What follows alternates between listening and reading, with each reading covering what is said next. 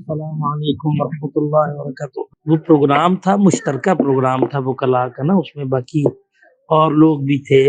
तो मेरी तकरीर का मौका जब आया तो हमारे साथी भी नारे लगा रहे थे, उनके लोग भी नारे लगा रहे थे।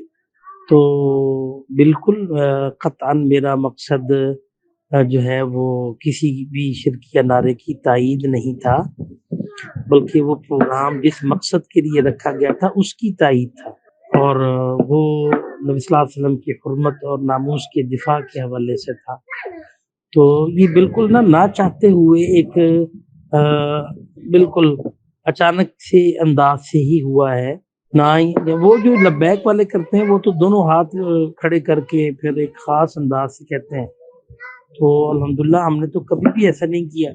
तो ना ही ऐसा कभी करना है और ना ही मकसूद जो है वो किसी किस्म की शिरकिया ऐसे नारे की तायीद था। ना मैंने ऐसे जुमले बोले, ना उसकी तायीद की। इत्तेफ़ाक से ही ऐसा हुआ है शेख साहब। तो मेरा ख़्याल है कि ऐसी शदीद कदगन हमारे साथियों को, भाइयों को नहीं लगानी चाहिए जो वो एक गलतफ़हमी फैलाने की कोशिश कर रहे हैं। हय्याकुमुल्लाह, अस्सलामु अलैकुम व रहमतुल्लाह।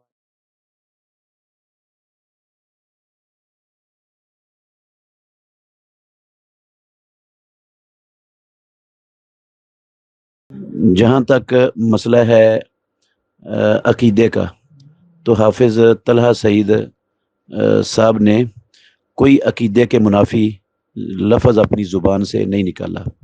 वो आलिम दीन है, वो माशाल्लाह बसीरत भी रखता है, समझदार है। जो इशारा उसने किया है उसकी उसने वजाहत भी कर दी है और वो भी मीडिया पर चल रही है।